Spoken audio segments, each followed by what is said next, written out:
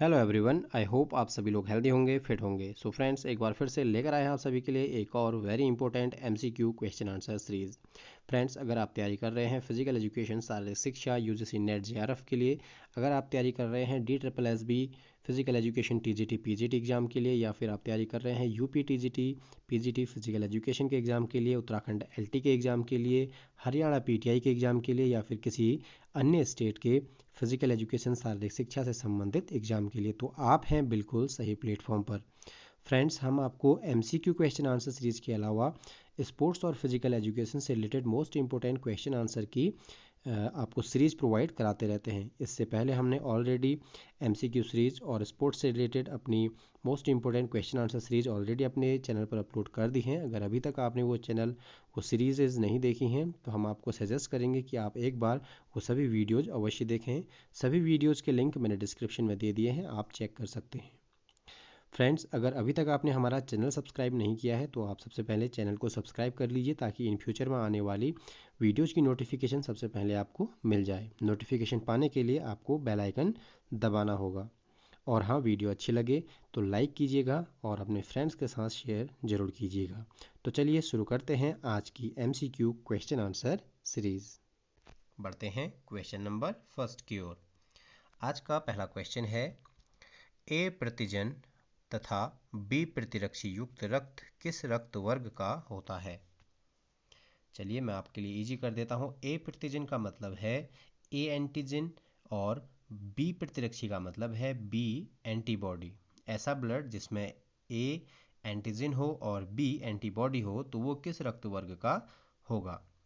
चार ऑप्शन आपकी स्क्रीन पर हैं। ऑप्शन ए है बी, ऑप्शन बी है ए बी, ऑप्शन सी है ओ और ऑप्शन डी है ए।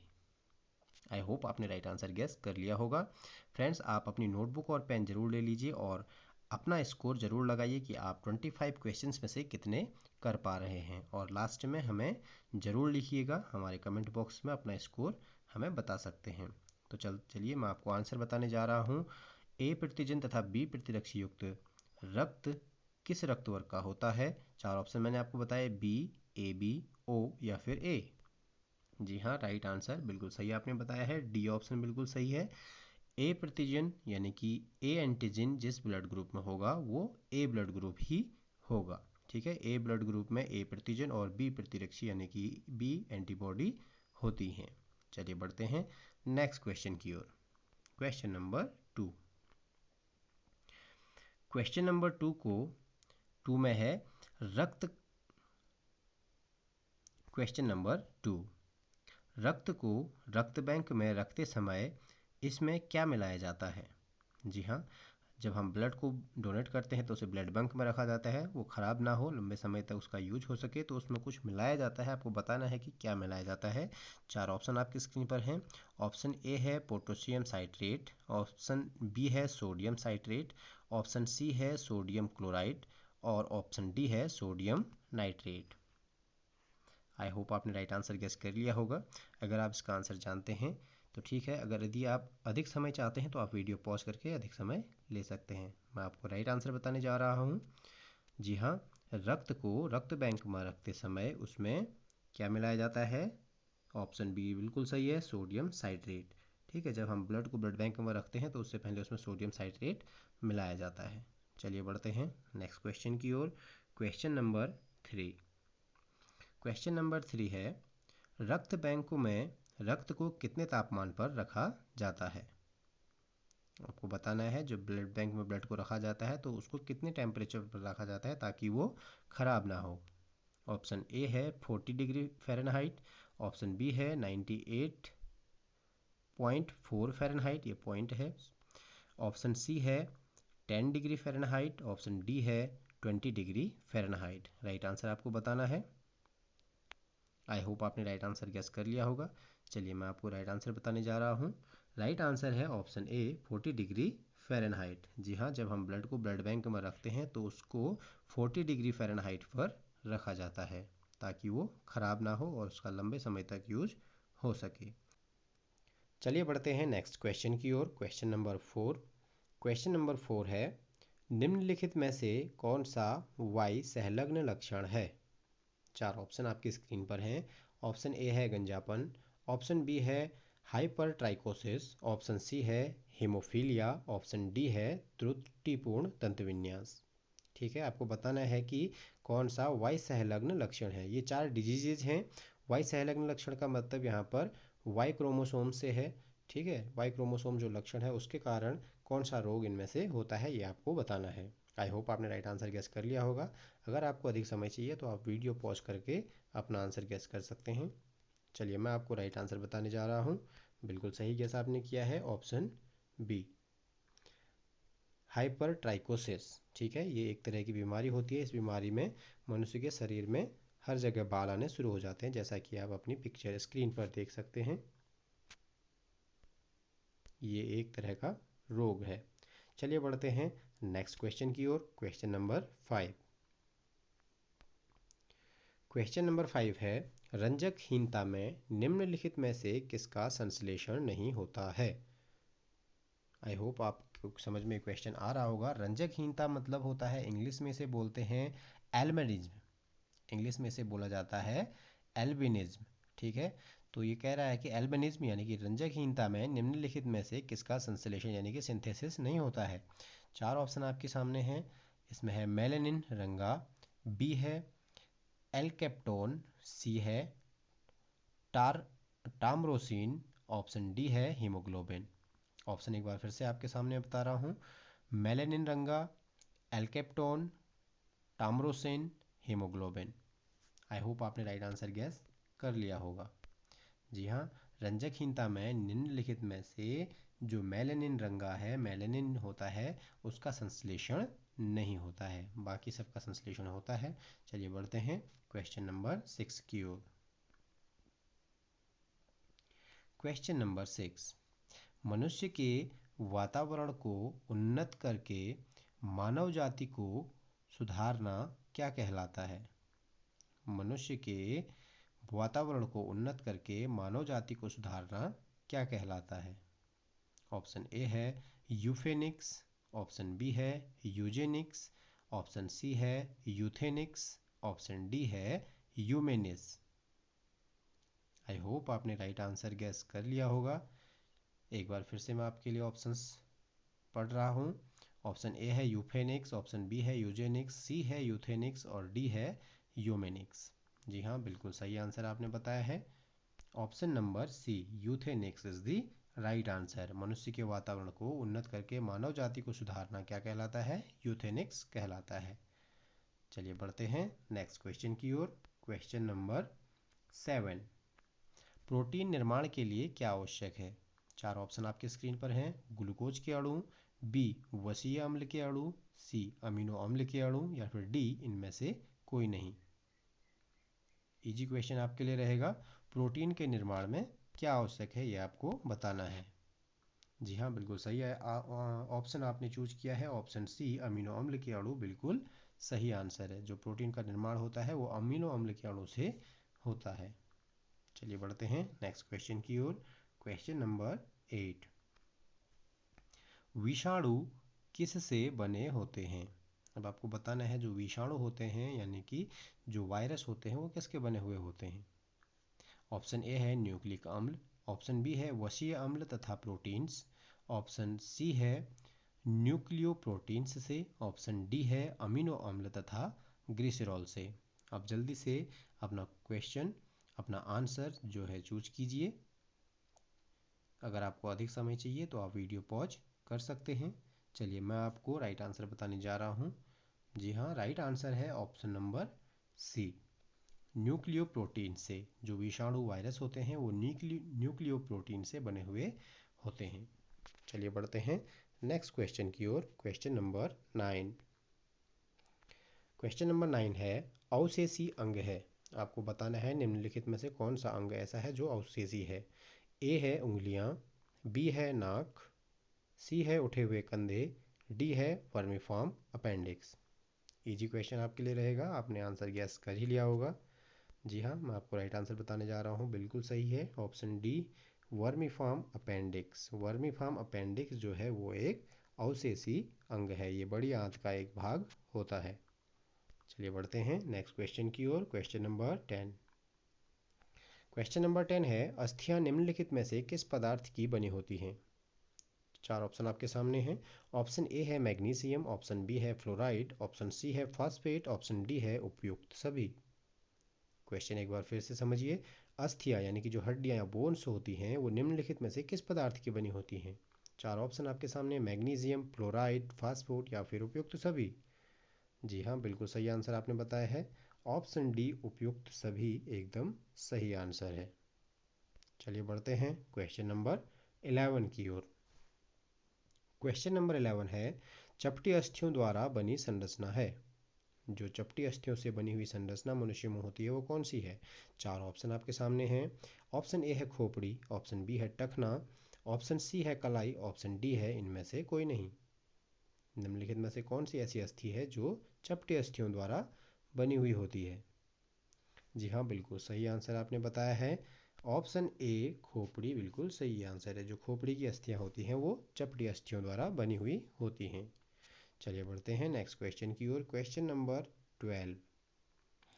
क्वेश्चन नंबर 12 है, मेरुदंड की संरचना होती है।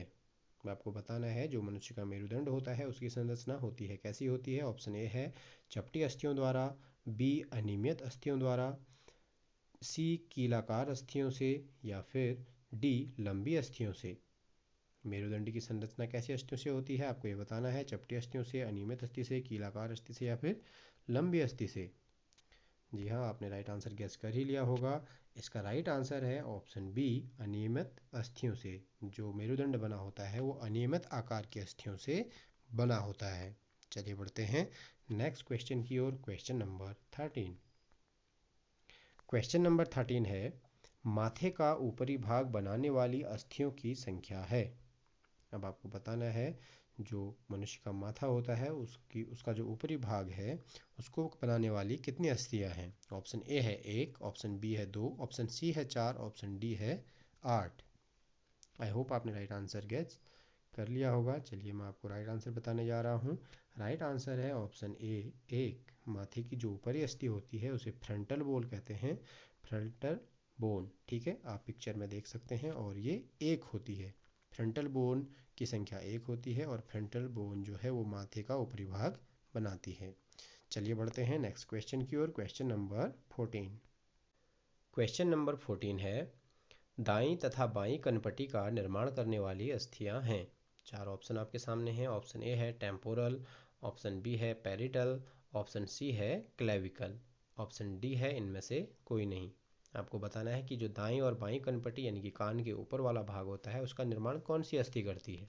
टेम्पोरल, पैरिटल, क्लेविकल या फिर इनमें से कोई नहीं। जी हाँ, बिल्कुल सही आंसर आपने बताया है। जो कनपटी वाला क्षेत्र होता है दाएं या बाईं उसका निर्माण करने वाली अस्थि का नाम है टेम्पोरल। ऑप्शन ए बिल्कुल सही आंसर हो जाएगा। चलिए बढ़ते हैं नेक्स्ट क्वेश्चन की ओर। Next question, question number 15। Question number 15 है, ऑसिपिटल बोन्स द्वारा निम्नलिखित संरचना का निर्माण होता है। अभी आपको बताना है कि जो ऑसिपिटल बोन होती है उसके द्वारा निम्नलिखित संरचना, मतलब 4 यहाँ पर संरचनाएं दी हैं, उसमें से किसका निर्माण होता है? ऑप्शन ए है सिर के मध्य भाग का, ऑप्शन बी है सिर के पिछले भाग का, ऑप्शन सी है जबड़े का होता है, और ऑप्शन डी है इनमें से कोई नहीं। चलिए मैं आपको राइट आंसर बताने जा रहा हूँ। आई होप आपने राइट आंसर गेस कर भी लिया होगा। जो ऑसिपिटल बोन है वो सिर के पिछले भाग का निर्माण करती है, ठीक है।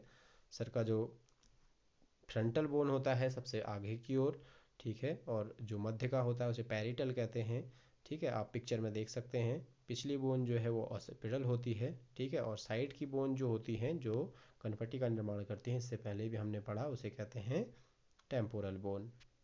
चलिए पढ़ते हैं नेक्स्ट क्वेश्चन की ओर। Next question, question number 16। अब आपको बताना है निचले जबड़े का निर्माण करने वाली अस्थियां हैं। निचले जबड़े का निर्माण कौन सी अस्थि करती है? ऑप्शन ए है इंफीरियर मैक्सिलरी, ऑप्शन बी है टेम्पोरल, ऑप्शन सी है फ्रंटल बोन, ऑप्शन डी है नेजल बोन्स। आई होप आपने राइट आंसर गेस कर ही लिया होगा। टेम्पोरल और फ्रंटल बोन हम ऑलरेडी पढ़ चुके हैं। नेजल बोन होती है नाक की हड्डी। इंफीरियर मैक्सिलरी, ठीक है, इसे मैंडिबल बोन भी कहते हैं, ठीक है, तो राइट आंसर हो जाएगा ऑप्शन ए, जो निचला जबड़ा होता है उसे इंटीरियर मैक्सिलरी या फिर इन्फीरियर मैक्सिलरी या फिर मैंडिबल भी कहा जाता है। तो यहाँ पर राइट आंसर हो जाएगा ऑप्शन नंबर ए। चलिए बढ़ते हैं नेक्स्ट क्वेश्चन की ओर। Question number 17।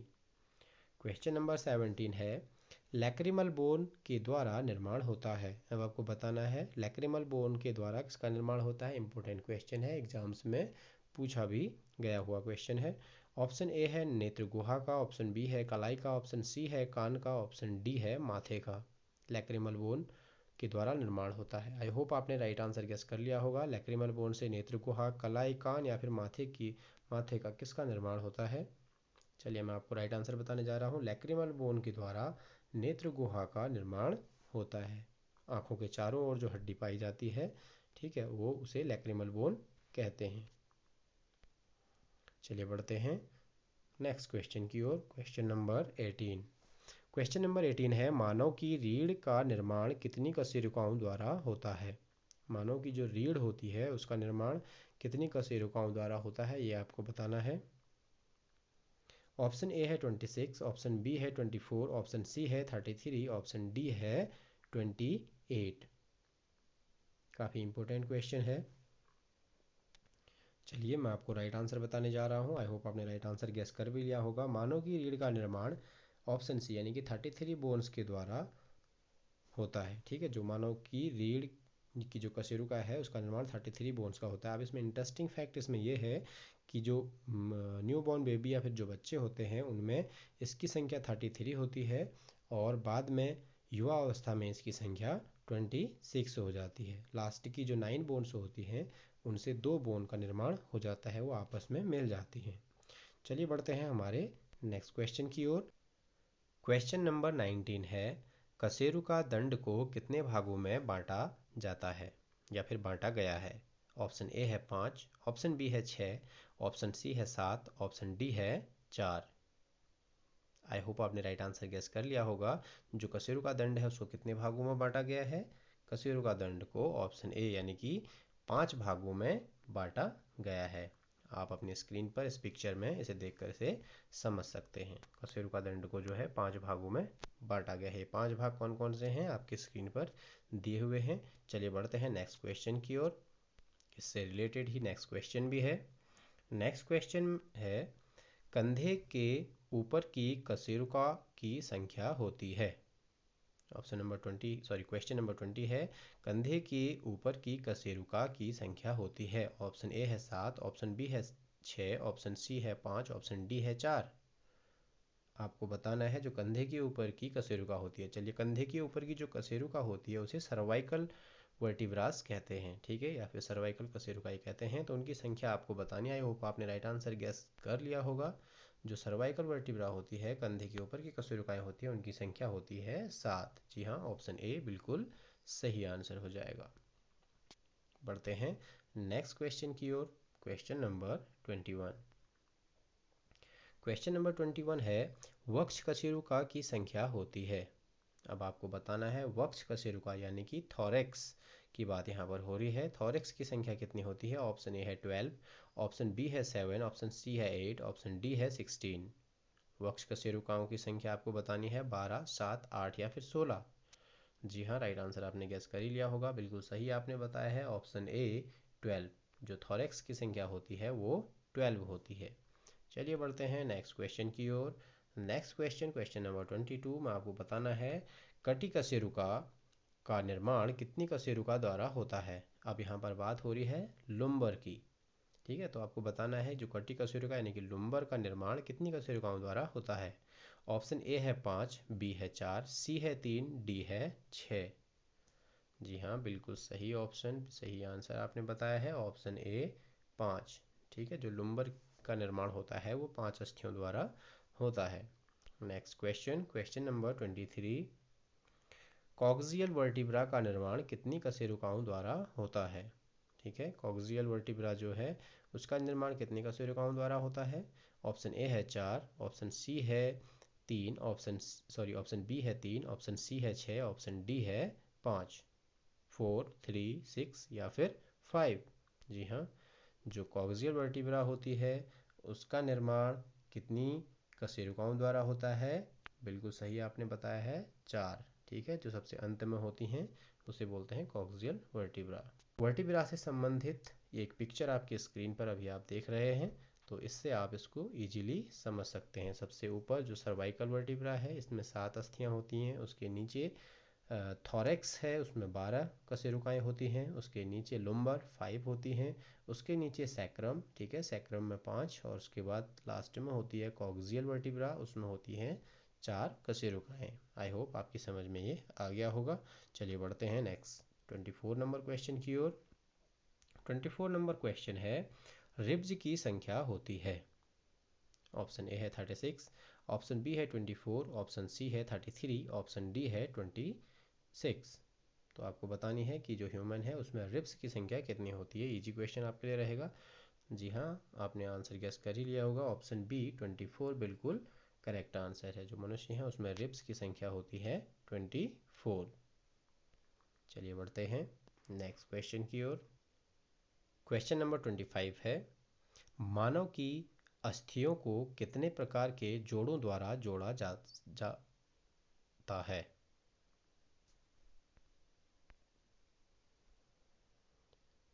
क्वेश्चन नंबर 25 है, मानव की अस्थियों को कितने प्रकार के जोड़ों द्वारा जोड़ा जाता है?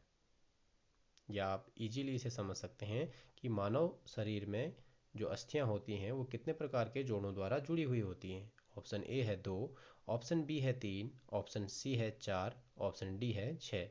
ऑप्शन सी का मतलब 4 ही है, वहाँ पर एक अन्यथा ही एक जो चिन्ह है वो लग गया है, उसे आप काउंट ना करें। ठीक है, तो यहाँ पर 4 ऑप्शन आपके सामने हैं, 2, 3, 4 या फिर 6। इजी क्वेश्चन आपके लिए रहेगा, आपने आंसर गेस कर ही लिया होगा। जी हाँ, बिल्कुल सही आपने बताया है, ऑप्शन नंबर बी 3। ठीक है, 3 तरह के जोड़ों द्वारा जो है मानव की अस्थियां आपस में जुड़ी रहती हैं। तो ये थे हमारे आज के टॉप 25 क्वेश्चंस। आई होप आपको हमारे आज के क्वेश्चंस अच्छे लगे होंगे। So thank you for watching. To support us please like, share and subscribe the channel, ताकि आगे आने वाली वीडियोज़ की नोटिफिकेशन सबसे पहले आपको मिल जाए। उसके लिए आपको दबाना होगा बेल आइकन। तो आज की वीडियो में इतना ही, मिलते हैं अगली वीडियो में, तब तक के लिए नमस्कार। Hey there, subscribe to my channel.